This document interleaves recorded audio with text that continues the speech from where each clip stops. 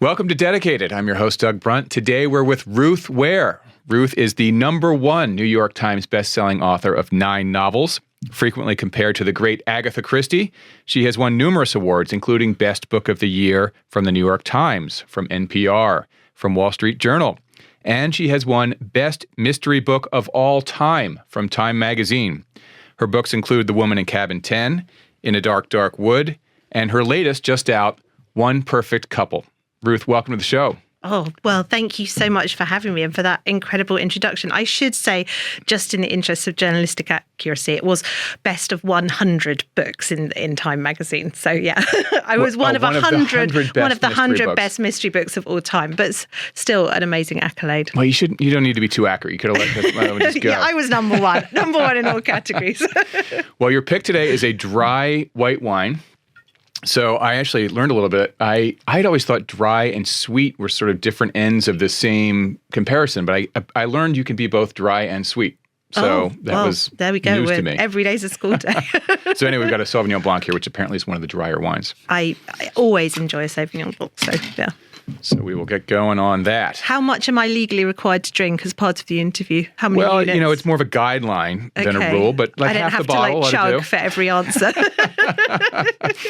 And in fact, your publicist extraordinaire, Jessica Roth, is behind you. So we do have an extra glass if Jessica wants to get involved here, which means we I think a good publicist would have at least half a glass, just saying. Anything for you. And so you're in town for the birthday party of S&S. 100, yeah. Awesome stuff. You and I share a publisher. May we all get to be so venerable. Look at that. Beautiful. Well, cheers. Here's to 100 years of publishing. And really nicely chilled. Got the mark as well. on dry. Yeah, I know. That's the one thing. Like dry, sweet, I can live with either of those, but it has to be cold. Has to be cold. I agree. Let me get a glass for Jessica. Oh, you're so kind. Thank you, Doug. Dash off screen for a moment. I have been known to put ice cubes in my wine if it's not cold enough, which like on a hot day. I don't admit that in front of a sommelier, but...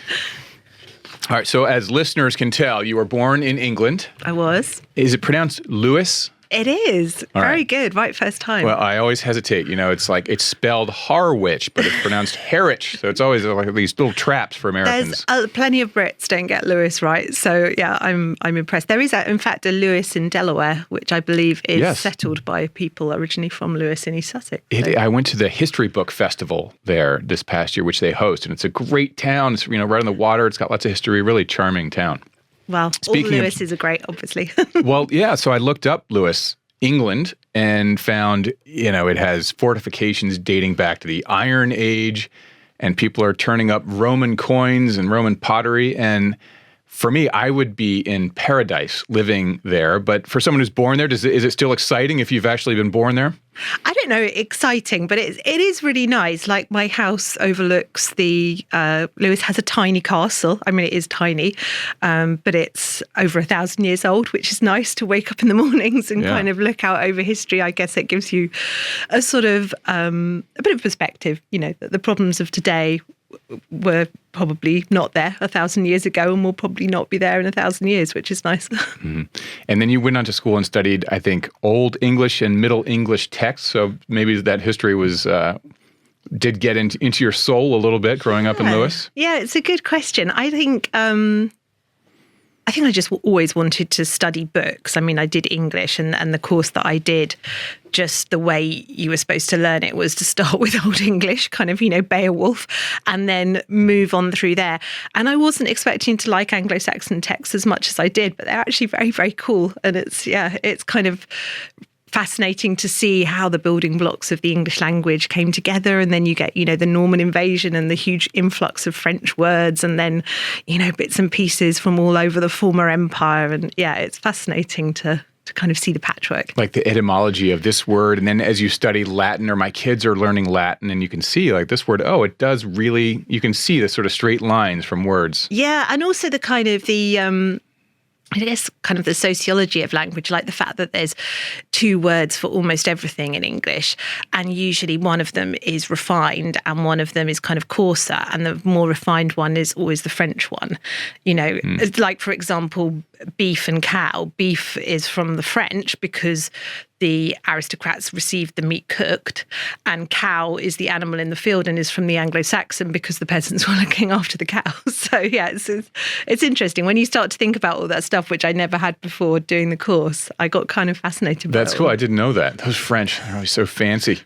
Well, they did rule over us for a very long time. So you worked as a waitress, a bookseller, and as a publicist. And one of the things I've noticed, having met a few writers, there are a number of writers I've met that worked in a used bookshop or something like that. And those writers tend to never lose that sense of gratitude for having made it to be a published and working writer. They always just, they went from that day of like sitting in the shop and reading, dreaming about being a writer one day. And they always seem to hang on to those humble roots. I think that's true. It's definitely something that hasn't left me. And I think there's something about being the other side of the fence and just seeing the sheer enormous competition there is for any book on a bookshelf. It has to earn its place at every single stage, from, being picked up by the publisher to being bought by the bookshop to being, restocked and placed on the shelf. And I think if you're not in the industry, it can be really easy to walk into, a branch of Barnes and Nobles and think, oh, this is huge. There's got to be space on the shelf for my book in here.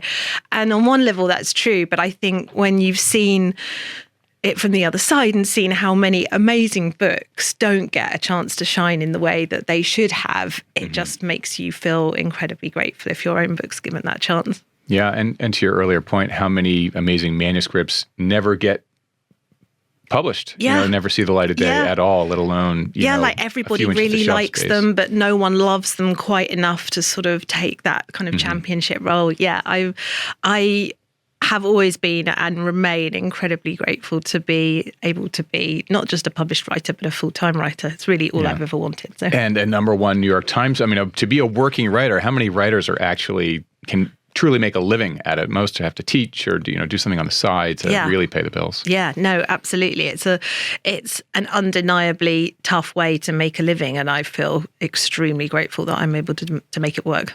So you had your publication of the sort of debut mystery thriller in 2015, but before that, you wrote 5 young adult fantasy books in the years 2013 to 14, I think. Yeah, before romantasy was even a word. So yeah, it was all about witches and snogging and teenagers. So it was a bit of a left turn into murder and crime and psychological thrillers, but I think has more in common than people might think. Yeah, like what? I guess just, at heart, all of my books are about someone who thinks of themselves as fairly ordinary, who is given a challenge, something extraordinary that falls into their lap, something remarkable that happens to them, often something unwanted, and who has to rise to the occasion to deal with that. And often often the kind of the point of the book is my characters realizing that they are more capable than they thought they were, braver than they thought they were, more able to rise to the occasion than they thought they were. And that's often kind of not the message of the book, but the sort of thing that I'm writing towards.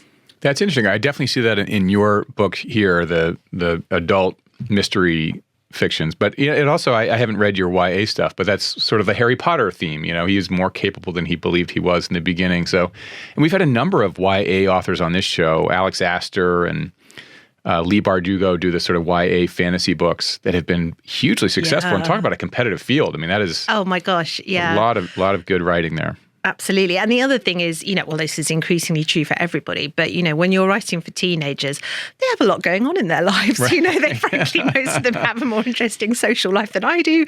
We're competing with Netflix and phones and, all of the myriad other things that's going on.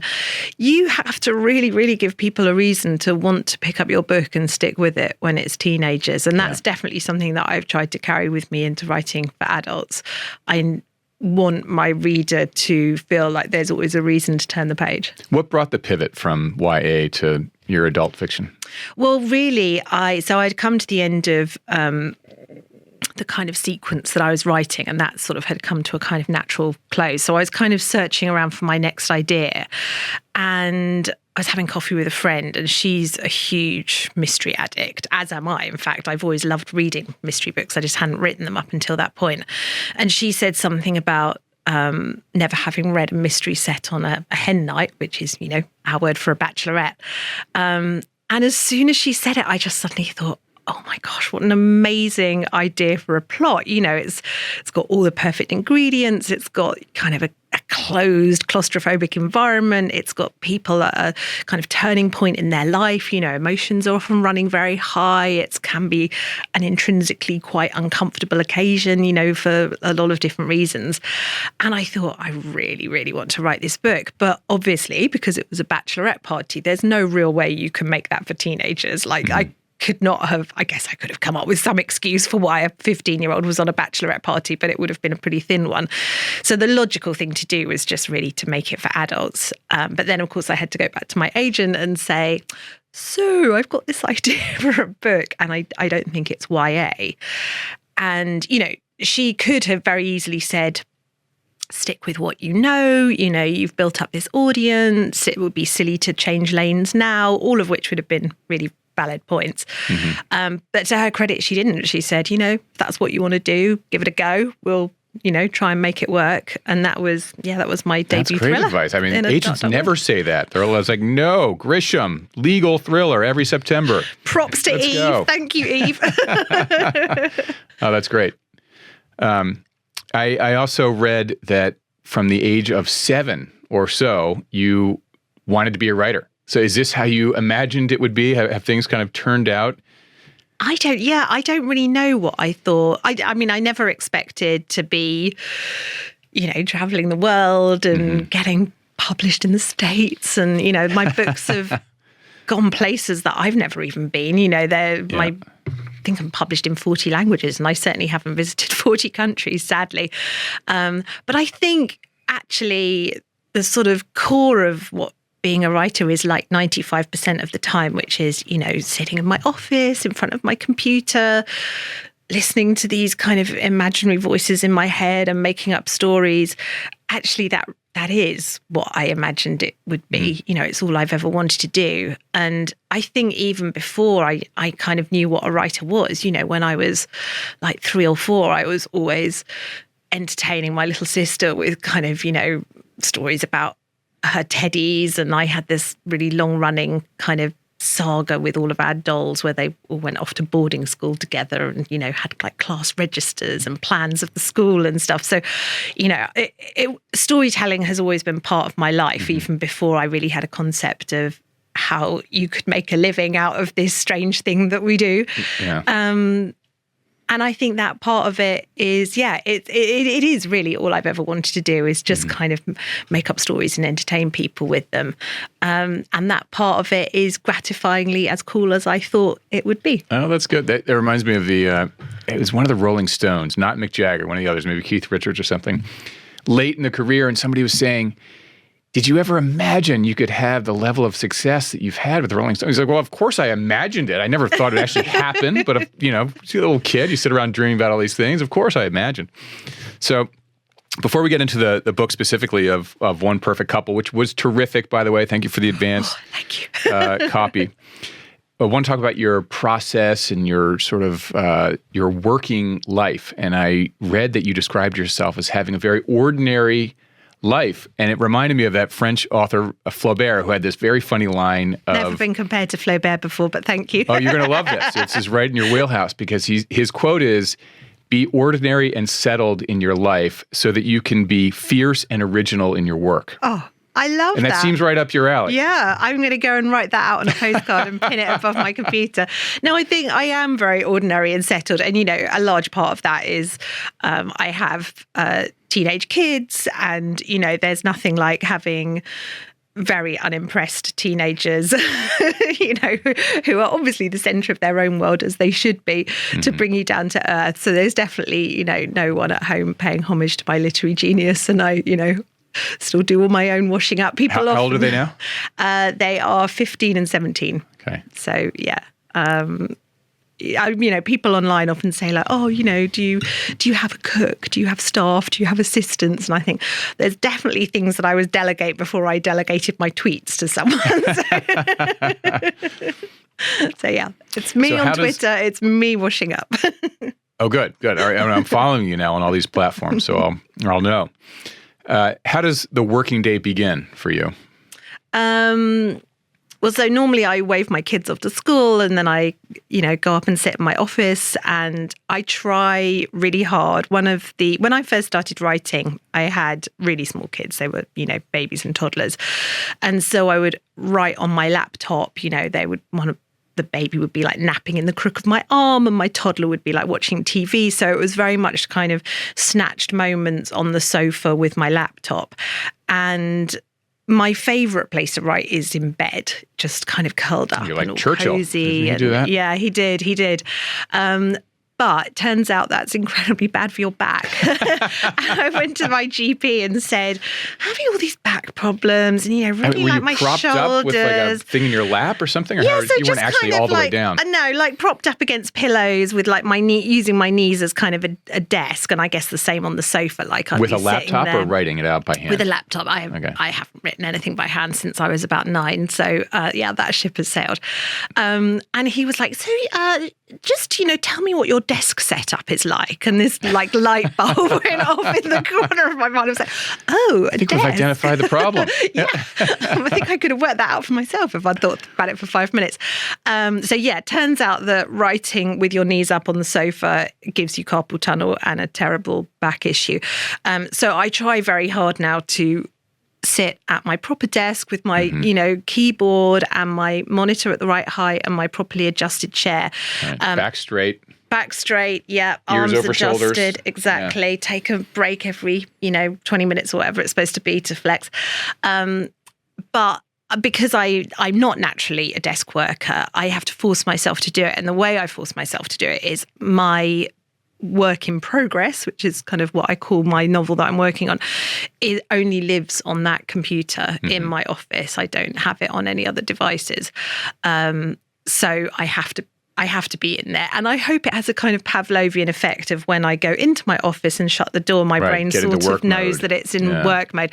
Of course, in practice, what my brain actually does is, go onto social media and find out what terrible things people have been saying in the world today and do that for about, like 40 minutes despairing about, the state of politics or whatever it happens to be on that particular day, and kind of ease myself into the... I think all writers are procrastinators. And, I used to write alongside a day job and I wrote a book a year. And when I finally plucked up the courage to quit my day job and write full time, I thought, oh, amazing, I'll be able to write 2 books a year. Turns out that is not the case. I just procrastinate twice as much as I used to. Yeah, well, that would really be cranking them out. But I do know you do publish regular. You're about a book a year. I also know you do a fair amount of research for some of these books. So I'm wondering how you kind of structure the year. Do you have milestones you're trying to hit every spring, fall, winter of staying on your annual pace? Kind of treadmill. I do. Not really self-imposed, but the way my publishing schedule usually works out is that my books tend to be kind of summer books. They're the kind of thing that people want to read on the beach or, a sun lounger or whatever. So they always kind of come out in that kind of May, June, July period.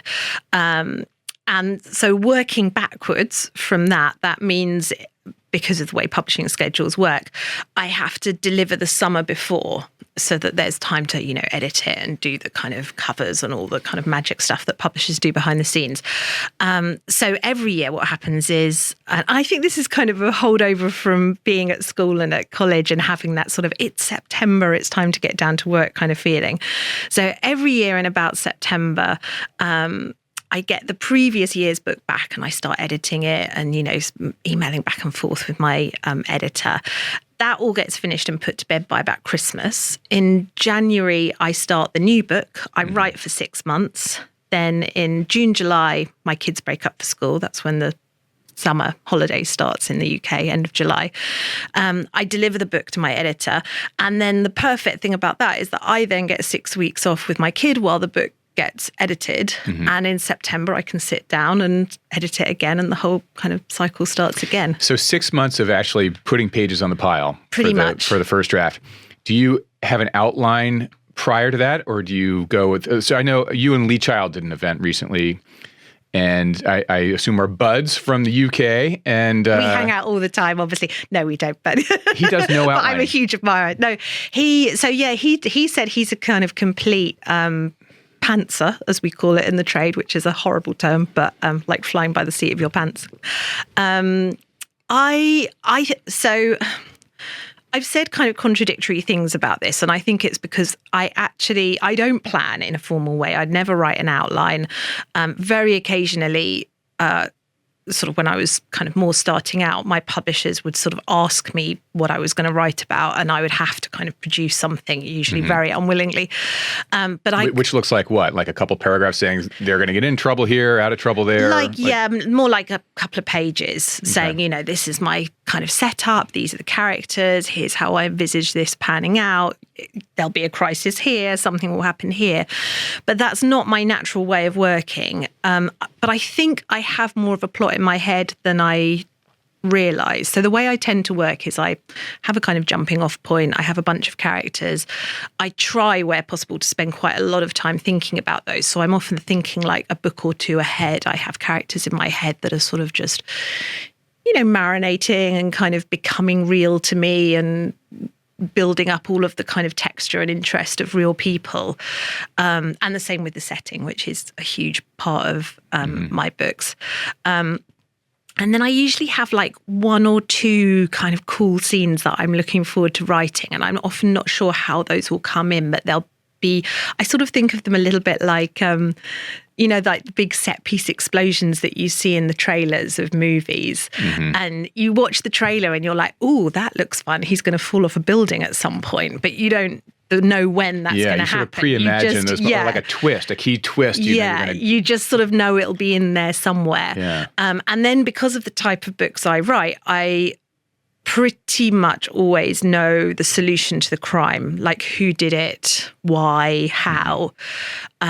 And that, I think, is because I try really hard always to play fair with the reader in terms of giving them enough clues to solve the mystery. Thank you. By the way, I appreciated that in your latest book. That is true. And I can't stand when a book just does something completely out of nowhere that was not, there's no breadcrumb, even in retrospect, that you can trace back. And it's like, that was a cheap shot ending. So yours are great. I feel exactly the same way. I mean, ideally you want to be really gobsmacked and surprised by a twist, but I think you never want to feel cheated. And the emotion that I love as a reader and that I try to give as much as possible in my books is that kind of, I should have known sort of thing of, I was given the chance to figure this out. I should have realized this and I didn't. One of the great, you probably have seen the movie, The Usual Suspects, because then they almost sort of like rewind it for you. You're like, oh my God, it was all there. It was there and I didn't see any of it. It was just a complete...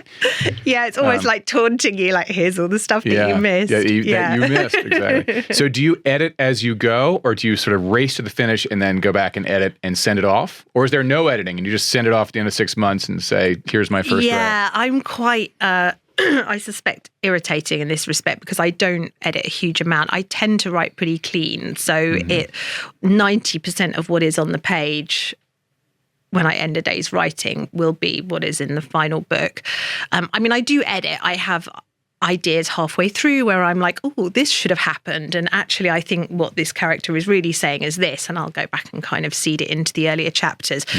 But I'm not someone who does a kind of messy first draft and then has to go back and put in all the commas and, fill in all the gaps where it says, make this bit good. I can't move on to the next chapter until I have made this bit as good as I can. Yeah, that's I kind of sort of, as you start the next day, you can kind of comb the hair out of what came before a little bit, and that actually is a good warm up to. Exactly. So are you writing in the mornings after the kids go out? Is it coffee, you at your desk, back straight writing?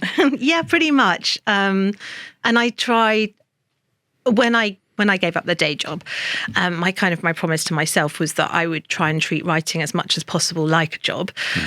Partly because, excuse me, I'm going partly because it hadn't been a job for me for so long. Yes, it had been a way of earning my living, but I'd had to kind of squeeze it into the kind of the corners of my life and, make little kind of spaces for it in the weekends and in the evenings. And when I gave up my day job, I thought, right, I am going to treat this like a career. And for me, that means writing, not quite 9 to 5, because my kids come home from school about 3:30, but pretty much 9 to 3:30. And then as far as possible, shutting the door on it. And that's the other reason why I try to keep everything in my office, because I think there is such overlap these days with private lives and professional lives. And I'm not sure it's super good. I rather like the sort of French attitude of, you have your working day, you shut the door, and then you go and have your personal life, and you don't take calls, and you don't. And, obviously, like all of us, I'm addicted to social media. So yes, I'm kind of online in the evenings, chatting with readers and other authors and stuff like that. But as far as possible, the professional part of my writing life, I try to leave that at 3:30, and there is a kind of effect of making me actually get on with it, because I think if I knew I had all night to do it, I'd get to 3 o'clock and still not have put any words on the page. But that sort of ticking clock knowledge that no, I'll be shutting down at 3 o'clock actually makes me write. I'm a bit more like you. So I'm coffee at 8:30 or 9. I go for a few hours, and by after a few hours, I'm kind of burned out anyway. But getting back to our mutual pal, Lee, I was telling him one time I found this great place to write. And it was at the Frick Museum, which is this beautiful museum on the Upper East Side. I know the Frick. Yeah, it's Henry gorgeous. Clay Frick's old house turned into a museum. And they also have this research library in the back where people do projects and stuff. So I became a member of this thing. If you're working on a book or doing research, they'll let you in. And it's got long tables like monks used to work on, and it's very quiet. And then if you want to take a break, you can go walk around the Frick Museum a little bit and look at this amazing art.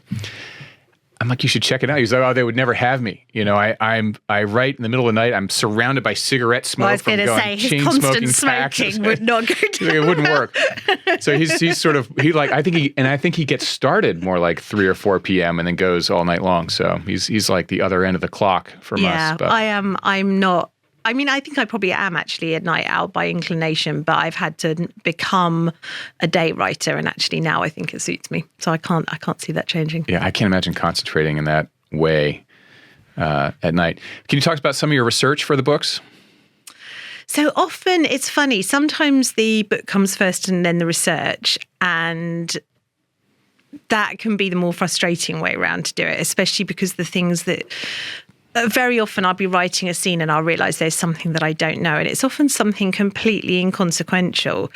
But it will turn out to be absolutely impossible to find out. So, for example, my previous book, 0 Days, I did a huge amount of research on that one before I started it, because it's about a digital pen tester, which is, a subject that I knew nothing about before I started. And so I listened to all these podcasts and read all these articles and blog posts and, Just so listeners know, I actually used to run a security company. So pen testing is penetration testing. Oh, yes, so digital pen tester is someone who's trying to hack into, penetrate your firewalls and steal your information and I should have possibly explained that. And physical pen tester is someone who kind of does the same for buildings, like Magnum PI. Yeah, tries to break into them and then goes back to the owners and says, this held up, you should work on this and so on. Owners being Robin Masters, if you're a Magnum PI fan. So obviously that was something I knew nothing about. So that all of that kind of side of the research was done before I wrote the book. But then I got to this scene where my main character was on a train and I really wanted her to escape from the train, and I could not find out whether this particular type of train that we have in Britain with windows that the windows on the doors can be pushed down, it's sufficient that you could climb out of them. And I couldn't find out if this type of train ran on this particular route that I'd put my character on. And I spent days trying to find this out. I was on Twitter, I was phoning up railway enthusiasts, and eventually I just thought, you know what, I have spent long enough on this. If they don't know the answer, I'm sure 99.9% of my readers aren't going to even care. This is not a good use of my time. So I just wrote the scene the way I wanted it to. But One Perfect Couple was, I guess, less research in that respect. It was a world that I didn't know very much about, but it was Well, your social media, reality TV, fandom probably played a role there. Yeah. So listen, we'll get into the One Perfect Couple in a minute, but basically, this group of people go to a remote island to participate in a reality TV show, and it's awesome. We'll get into that in 1 second. Well, actually, one last question before we get into One Perfect Couple. I wanted to ask you about the community of mystery and thriller writers. I know you know Lee, and there are a lot of annual events. Is it Thriller Fest or Thriller Con or something like that? And you publish regularly. So for people who publish regularly, you kind of see each other out on tour, and you, I think, get to be a bit chummy in a way. But how have you found the community of writers to be? Oh, so, I mean, one of the great joys of being a crime writer is that by and large, crime writers are incredibly nice, sane people. Ordinary and settled in their real life. I think there's something to be said for writing a book where you get all of your demons out on the page. Writing a crime book is very cathartic. You get to think of the worst case scenarios, play it all out in your fiction, and, most of the time resolve it. And the crime writers in the UK in particular, which is where I do most of my kind of, I come across to the States as much as I can, but obviously it's a long way. I only tend to come over sort of a few times a year. Whereas in the UK, there's a lot of crime-specific festivals that happen kind of year-round. Sorry to interject, but one quick question. Do you have any idea the percentage of your sales in the US versus UK? It's got to be bigger here. It's for sure bigger in the States, I guess, partly just because it's 6 times bigger or whatever it is as a country. But yeah, I would imagine that's probably a pretty representative. I think, like, per head of population, I sat down with my sales figures once and worked it out. My most successful country might be Finland, which is tiny. It's like 5 million people. And just I think they read a lot anyway. Yeah. But yeah, it was not what I would necessarily have guessed, but very gratifying. What were we looping back to? That we started with a question. The community of... Oh, yes. Yeah. So it really, in the UK in particular, it really is a very small, very tight-knit community. And you see the same people everywhere. And it's a huge joy. And it's not something that I had really... I think that part of being a writer has really surprised me. Like, you would hope that writers would support each other. But in theory, we're all in competition for, the same slots and the same, newspaper reviews and the same, promotions. And so on a kind of cynical level, you might think, well, actually, we're all out to do each other down. But in practice, certainly in the crime community, I don't find that to be true at all. I have many examples of where that's not true at all. I mean, Lee Child, Brad Thor are really established writers. And when Jack Carr was coming up, they reached a hand back. They blurbed his book. They helped promote him. Now Jack Carr is a huge star, and Jack Carr will blurb another thriller writer coming up behind him. Everyone sort of reaches the hand back. Absolutely. And helps out fellow I think, writers. We all remember what it was like when we were starting out, and the people who are kind enough to, give us a helping hand or read our books or give us a piece of advice. And I think the other thing more generally is just, the big fight for books is not against other books. It's against Netflix. Yeah, exactly. It's against everybody's mobile phone. Yeah. And basically anything that is good for books. Like, if someone writes a really amazing reality TV thriller, I won't be dismayed. I'll be delighted because, maybe they'll read that one and then go on and be like, oh, I need another reality TV show thriller. Let's buy Ruth Ware's. And that's great for everybody. Totally. When Amor Towles puts out another great book, I'm like, go, Amor, go. You're reminding people how great the novel can be. Is he writing a reality TV show? He's not doing reality TV. I can't quite imagine God. that. He's sticking to the novel. But when he does it, it reminds people how great it can be and brings more people into the bookstores and gets more kids reading books. I mean, a rising tide lifts all boats is a cliche, but cliches are often true for a reason. They're true for a reason, exactly. Well, let's talk about One Perfect Couple, which is truly awesome. I tore through this book. Thank you. And I was noticing in this before I read the book before I read a whole lot about you and the Agatha Christie comparisons, but clearly one of the reasons you're often compared to Agatha Christie is the way you create a sense of atmosphere and a sense of setting and place for the book. And this book in particular, I think, really brings that home. So as we discussed, there's a group of people who travel to this remote island to film a reality TV show, and then they become trapped in I don't want to do spoilers here, but they're trapped there. And so it's reminiscent of Murder on the Orient Express or 10 Little Indians. Yeah, it is a bit. There's another name for that now. I think it's... it is a bit, and then there were none. Yeah, and then there were none. Yeah, the other name. Yeah. It's like a sliding scale of how bad that title is, I guess. But there's yet another, there's a third title we won't even mention. We won't go back there, definitely not. But setting matters in a way to create dread and paranoia, and you're so good at it. Oh, thank you. I do like, I don't know if this is really a locked room setting. I get, some people are very specific about, a locked room setting has to be like an impossible murder that could not have happened, kind of like Murder on the Rue Morgue or The Speckled Band. And that's not usually what I write. But I love a closed circle, where it's a very isolated setting. And yeah, definitely Agatha Christie did it. Yeah. Very, very well. And I enjoy paying homage to her in my books. So I have to say, though, I think she would thoroughly disapprove of all of my characters. There's a lot of drinking, a lot of swearing, a lot of bad behavior. I can't see Agatha being down with that at all.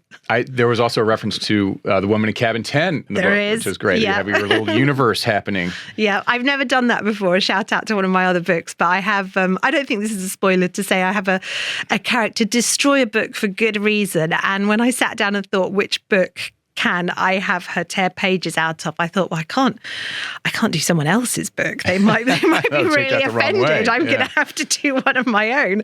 And then, it was quite fun. So again, not to spoil anything in the book, but when they get there, it reminded me of that documentary Fire Festival. Do you know that? I'm like, my God, these guys are in a pickle here.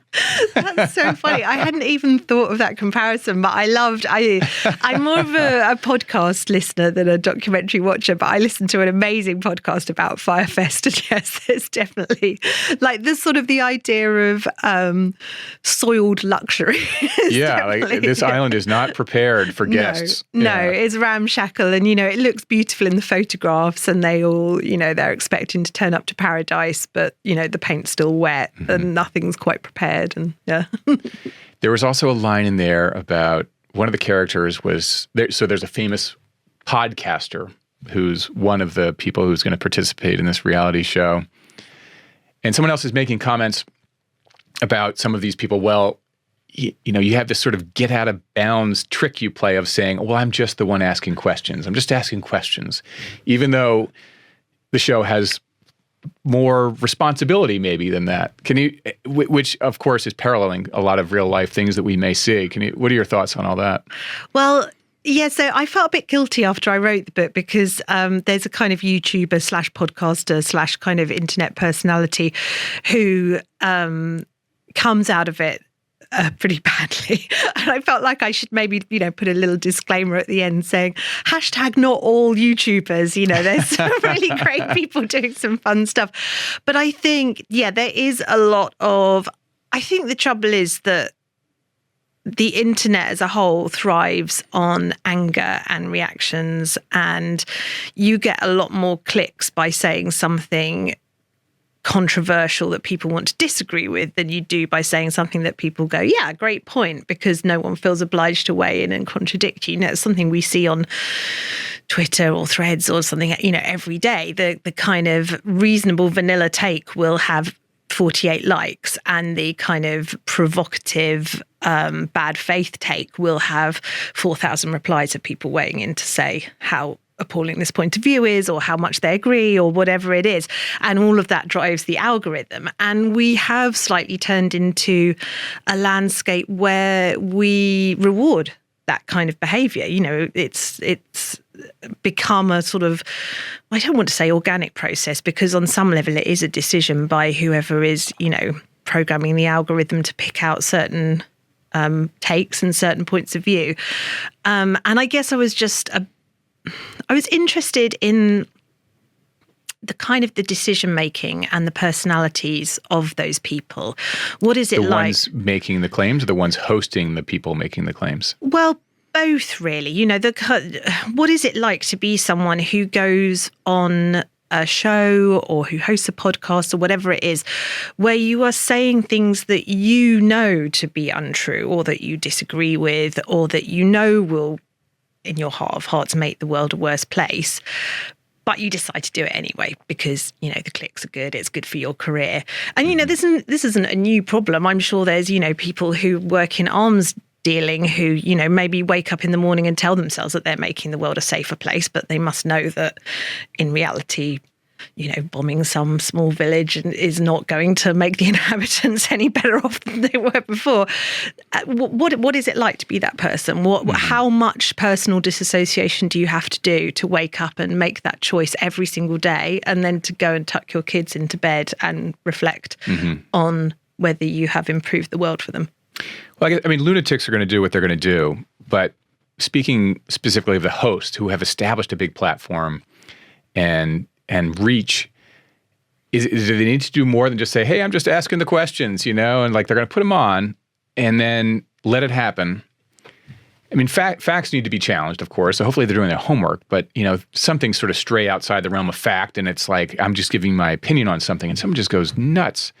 It's like, to your point here, it's like, maybe saying I'm just asking the questions is not enough. Yeah, no, absolutely. And you know, it's not like the host on some level has made a decision usually to invite a guest who they know will be controversial, who will have a crazy opinion, who will come out with something that will generate a lot of traffic and a lot of clicks. So they are, even if they are not on camera endorsing that view, they've chosen to give it oxygen.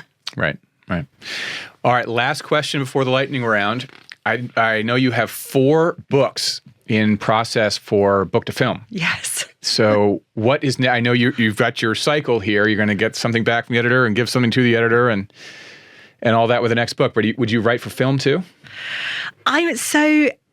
This comes up surprisingly often every time a new project is optioned. My film agent says, do you want me to put you? And every time I've said no, partly because I am the kind of person who I don't like writing with other people looking over my shoulder. And I don't really even like being told how to drive, let alone how to write. And from my understanding is that, writing for screen is a very collaborative process, and I'm not sure that's really my strength. But, never say never. Maybe I'll get bored of being locked in my office one of these days and crave the creative input of other brilliant folks. So okay. So otherwise, you're still in the same sort of annual cycle of 6 months on pages on the pile and then some editing from your... And actually that's been a big part of my decision making, the fact that I have always had to make the choice between, well, would I rather be involved in this screenplay or would I rather write another book? And so far the answer has always been I would rather write another book. Yeah. I think sticking with the novel it's working for you. Doing okay. If I were your agent now, I would say, don't go back to YA. Stick with what you're doing. All right, I'm having a little bit more it's very white delicious. As we get into the lightning round. I think I might need a sip to. Yeah, maybe an ice cube. I don't know. It's cold enough in the studio. Jessica, how are you doing over there? I'm good, thank you. Okay. All right. First lightning round question for Ruth Ware. By the way, your YA books are under a different name. They are. Yeah, Ruth Warburton. Ruth Warburton, if anyone is interested in checking those out. There are 5 of them, right? That's correct. Okay. Lightning round. Favorite book as a kid? It's very difficult for me because I had about 100 favorite books. But I would say one of my favorite books was the Nancy Drew series. And, maybe that fed into my mystery mongering today. I was Hardy Boys. I never read a Nancy Drew. It's like I'm such a chauvinist. I should be. I never read a Hardy Boys book. They were always lined up together in the library, and I always looked at them and went, "Oh, they were blue boys. and yellow, right? Hardy Boys was blue. All right. Well, that makes me feel better. Book or books you're reading now? I have just downloaded onto my Kindle because I'm traveling. I do prefer physical books most of the time, but I'm traveling at the moment. Mick Herron's new one, which is Bad Actors, and I love his books. They are crimey enough for me to be able to pretend that they're work, but they're different enough to my own books for me to not feel like there's too much overlap. That leads me to a question I should have asked you earlier on your process. When you're writing, in that 6-month period of writing a book, will you read other crime fiction or will you read it all? So at the beginning, I can't, while I'm kind of finding a new voice and a new plot, which is partly due to sort of this weird thing of having to kind of try and listen in my head to what the characters are telling me, and they're very easily drowned out at that stage, but also partly to do with that fear of picking up a book about the same subject, which is better, which is what every writer doesn't want. And at the point when I'm too far through, all I can do at that point is say, oh, well, maybe it'll be good for the genre, as previously discussed. If anyone else is writing a reality TV show whodunit, I would be delighted to add that to the pile. But yes, when I'm just starting a project, I don't want anything that would make me feel sort of morally obliged to turn away. If I read a book that was brilliant, that had similar threads, I guess I would feel like I didn't want people to think that I was doing the same thing imitatively. Yeah. Whereas if I haven't read it, I can, even if they say that in the Goodread reviews, I know in my heart of hearts that it was nothing to do with it itself. So, so at the beginning of the process, I sort of have to go kind of dormant for a while. But, I love reading mysteries and I want to support other writers in my genre. Yeah. And if I didn't read for 6 months a year, I would not be able to do that. So there comes a point when... Yeah. What about plot points aside? What about stylistically in the writing? Could you be influenced by what you're reading in your like an American goes to London, they come back saying, let's take the lift, things like that. Could that happen as you're reading some other book and then feel like, oh my gosh, I'm writing a little differently now? That's a good question. I don't think so. I'm very, very sure of my own voice. And I don't think I've ever read a book and thought, I wish I had that writer's voice. But I've often read a book and thought, that was an amazing ending, or that was a great twist, or I'm jealous of, the way they did that. And that was a great line. I'm going to use that at the next cocktail party. Yeah, not so much the great line, but so just this is a kind of silly example, but Louise Candlish wrote a book called Our House that has like an absolute sucker punch twist on the last page. You think the book is coming to an end and you get to the last page and there's this revelation that just makes you as the reader go, oh! And I thought, I want to do that. And I won't say which of my books it is because it is a bit of a spoiler, but one of my books, I'd be curious if anyone listening to this knows which one it is. One of my books, I did that very deliberately as I want to punch the reader in the face on the final page. Oh, that's great. Cool. So that kind of thing that's happen. A benefit. That's a real benefit. Yeah. Okay. This is a show classic question. Your least attended book event ever? Oh, gosh. We've all done, definitely there's been a few bookshop events where it was me. Actually the worst one, this is when I was doing YA. I did a festival and the festival director came up to me and started being really, really nice to me. And I couldn't quite work out why. And the event wasn't very well attended, but the director was trying really hard and kind of ushering people in.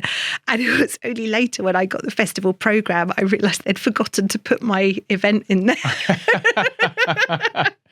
So I think I had about 3 people, but I felt... Oh, so you actually did have the event though. They had a space for you and it just wasn't promoted at all. Literally no one knew it was happening because it was not advertised anywhere. So, so they had a tent and, they had paid for my travel and organised everything and put me up at a hotel, and that was all fantastic. But not a single member of the public actually knew that this was happening. So it was me and I think one very elderly man who I have never established who that was. I suspect it was like, someone who was just out in town shopping, and the festival director was like, come in. And then one 6-year-old girl who is far too young for my books.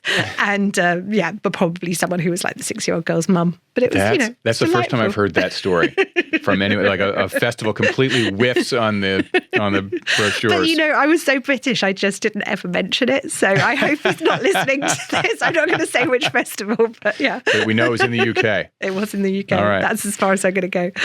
Most clever fictional detective of all time? Oh gosh. Can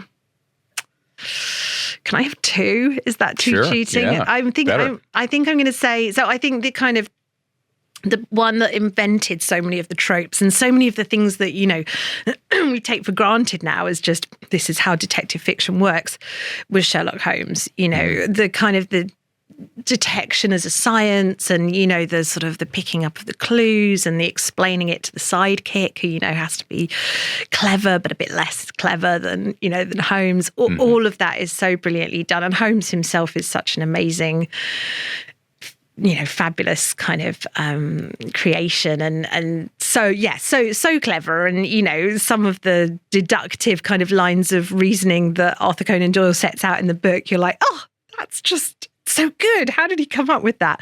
Yeah. Especially because he was creating that out of whole cloth. And now when I write, clues and detection, I've got a whole kind of panoply of inspiration to draw on. And he didn't. He, obviously there were a few people doing it, but he largely created all of that.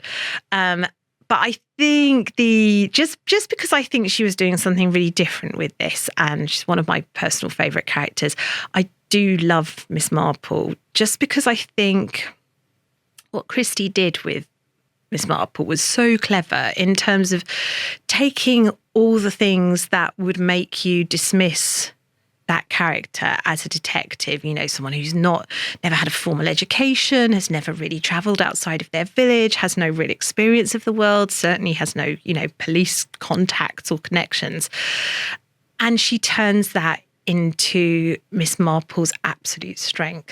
She's someone who's so totally overlooked, who's taken for granted, someone who people just don't really even notice and are prepared to say things in front of and gossip in front of.